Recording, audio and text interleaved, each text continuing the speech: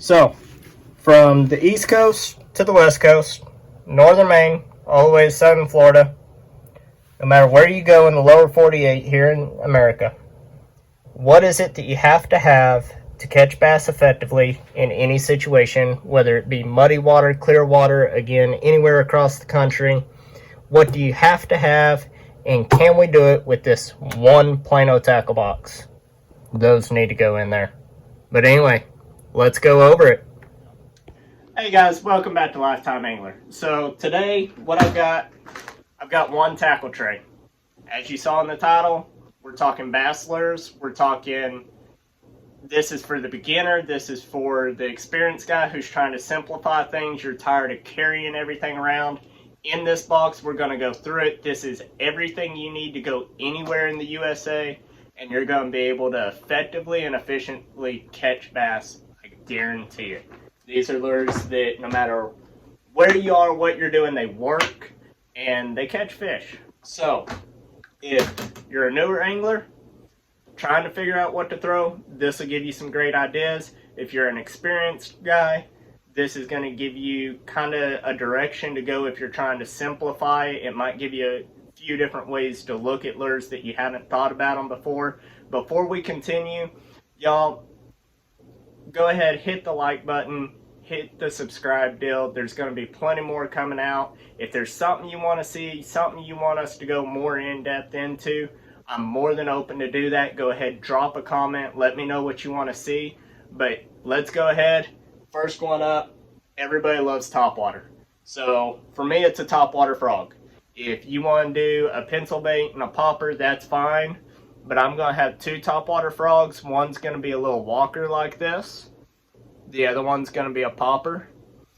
Early summer mornings, you get out on the water, the sun's just barely coming up or hasn't quite come up yet. You still got that oil slick, smooth water. It's pristine. You don't have all the crazy play boats and all of that. If that's your thing, I'm sorry. You're more than welcome to do what you want, but hey, I enjoy it when you're not on the water. But man, if you haven't caught a topwater fish before, the first time you get that hit, add in the sight of that explosion on top of the water and the sound of it. It's an adrenaline rush that no matter what you're doing, I think topwater needs to be in your box. We're going to move on. Another popular favorite. And I've done got them all tangled up. Let's see if I can not hook myself. There we go. Square bill crankbaits.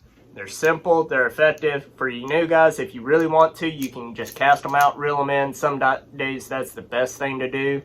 But I encourage you, add some pauses in there. The other thing, if you're not feeling this bait bump against structure, if you're not feeling it hit the bottom, bang against rocks, wood, get snagged in grass and rip through whatever's under the water, you're not fishing it right. You need to go something that's a little bit deeper.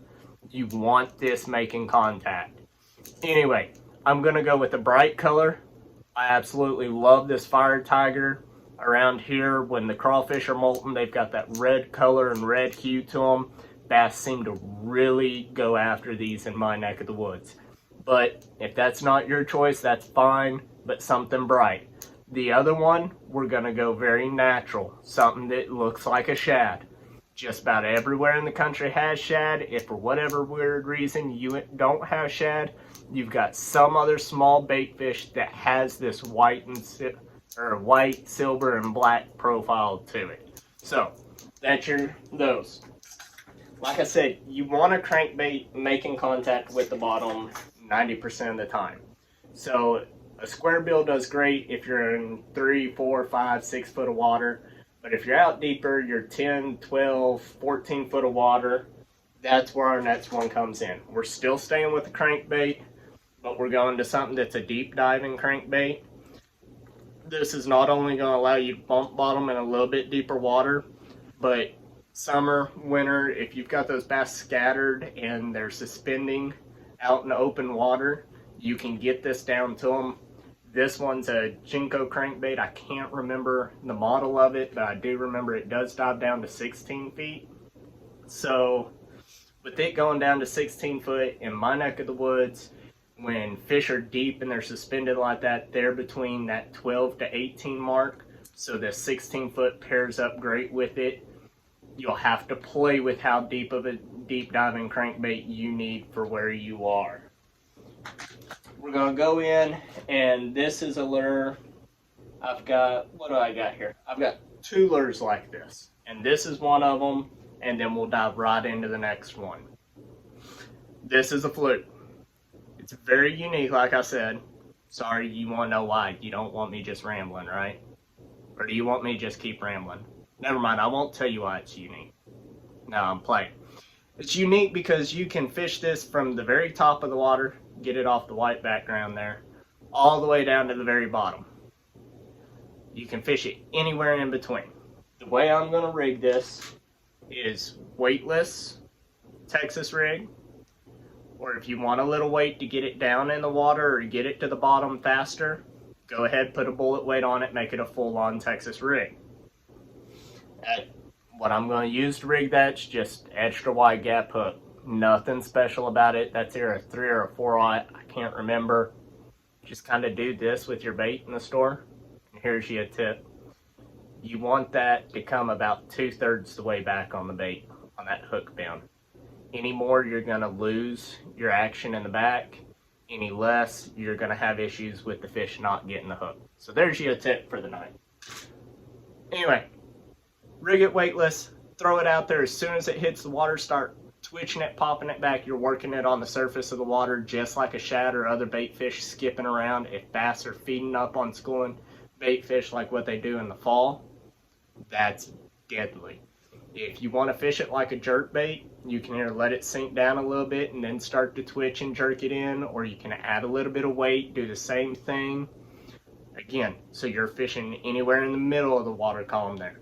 The other way is either weightless or with a weight on it. You can let that thing fall all the way to the bottom, pop it up once or twice, let it fall again.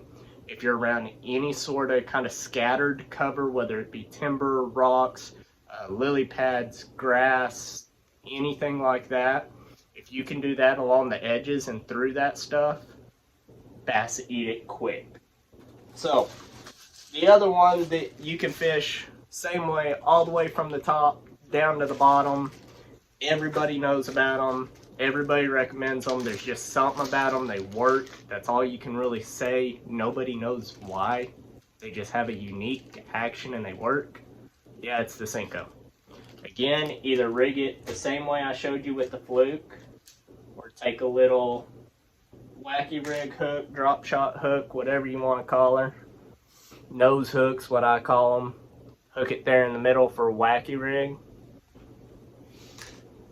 Again, pitch it out, pop it across the top of the water, let it fall a little bit, twitch it through the middle like a jerk bait, or let it fall. Weedless Texas rigged Senko, and well, I'm not going to say it because it's the next one we're going to talk about, but the next one we're going to talk about are 2 lures you're never going to find me without. Where I'm at, there's a lot of timber, there's a lot of cattails and whatnot, and dropping those in the holes and the nooks and crannies, letting them go down, pulling them up, letting them go down, it's one of my favorite ways to fish for bass. I'm hitting a hole, giving it a couple hops. If it doesn't work, I'm on to the next hole. Now them holes might be 2 foot apart, they might be 200 foot apart, but if a fish is there, they see something like this kind of flutter down, they're hungry, they're gonna hit it. Either that or you spook them. Which, hey, if you're newer and you spook a fish, don't worry. Everybody spooks them. We probably spook more than what we catch. And that's, someone tells you otherwise, I'm sorry, but I'm gonna say they're lying. With the Senko, get you something that's kind of natural. And then instead of bright, we're going to change things up. Get you something dark. This is a black with a blue flake in there. Those are the 2 main colors I like to go with a Senko. Every now and then I'll go with a green with either a red or a black flake in it. Kind of that watermelon red color for you guys that know your different colors. I promise I'll ruin half the bass colors in the book. I just know the actual colors, not all the names that people give them. Anyway, my other one that you won't find me without, and probably by far my favorite bass lure, is a jig. Now, what's different with what I'm going to recommend with a jig versus everybody else is a lot of people, when they tie on a jig, it's a half, it's a 3/4, it's a full ounce. I mean, big baits, big trailers. I want you to go down to something like these. These are 1/4 ounce jigs. They're smaller in profile. They're not as intimidating to smaller fish. You're gonna get more bites off of them than that big one. But that 10-pound lunker that's hiding underneath that log, he's still gonna pick this up just like he'll pick up that 3/4 ounce football head jig. I promise you. With these, I'm gonna go with a natural, kind of your greens and browns, and I'm gonna go with a black and a blue. For trailers with these, I've got 2 trailers I like to use. One, I like the little baby Rage Crawls, Strike King. And guys, as we go over bass stuff, you're going to learn I really like Strike King stuff. No, I'm not sponsored, but damn, I sure wish I was. But the other one is going to be this little Rage Menace. This a little bit slimmer, a little bit different action. Depending on the day, depends on what I use. Again, you're going to notice I match the trailer with the color of the jig. That black and blue or that green and brown. Every now and then what I'll do with those trailers, especially the green and brown natural one, if I want something that'll pop a little bit, keep a little tub or a spray can. Now they have it, and I love the spray cans. The is it Diet or Dip It? I forget which one it is, but it's a little chartreuse paint. Like I said, I buy the cans at Academy. I can sit there, I can hit just the tips of those claws, and that kind of gives something to pop and flare at those bass. Some days that can make all the difference. Anyway, we're going to move on from jigs because I could sit here and talk about them with you all day long, and that's not the topic for today. Our next bait, get that crawl out of the way again. And yes, I'm cheating a little bit because this one's not in the tray right now because it's a brand new package. I'd normally put it in a Ziploc bag, roll it up, stuff it in with the flukes. But soft tail, paddle tail swim bait. There we go. Those are the words I'm looking for. Get you a couple jig heads. And those are just plain. And again, like I said, y'all gonna learn. I like my Strike King stuff. And then that's their little swimming shad, right? Swimming caffeine shad. That's what it is. I like those in a natural color. And what I like about those is, again, they're a search bait, but unlike a crankbait, unlike a jerk bait, a spinner bait, anything that a lot of people throw, not a lot of people throw those specifically for bass. You get a lot of guys that will throw them here and there, but bass don't see a lot of that. They either see the crankbait, the spinner bait, the chatterbait, things like that, or they see these big glide baits and hard body swim baits. This is a lot more subtle. It's a lot more natural of a presentation. It'll pick up your small fish if you're looking to fill a limit. It's amazing. Those are, what are these? Are these 4 or 5 inch? These are 4-inch baits, and I've caught 6-inch bass on them. So the small fish will hit them. Some days that's annoying, but if you're looking for a limit and all you need is that one legal sized fish, you don't care how small he is, or if you're just out there, you're a new angler and you're just wanting to catch a fish, you just want to gain some confidence, that's amazing. Sometimes a 12 to 14-inch bass can make or break a day for you. But on the flip side, just like the jig, the big fish will hit them just as well. So don't think it's just a small fish bait. Something I'm not real big on that floats around this bass fishing world is big fish bait, small fish bait. You know, a lot of people call a Ned rig a small fish bait or a numbers bait. You know, I've seen people catch giants on them too. So, anyway, I'm getting off on a tangent. Let's get back to what we're doing. Now, along with the plastics and the hard baits here, I'd recommend go out, get you some little shaky head jig heads. You can put your Cinco on here. You can put your crawls or your menace on here.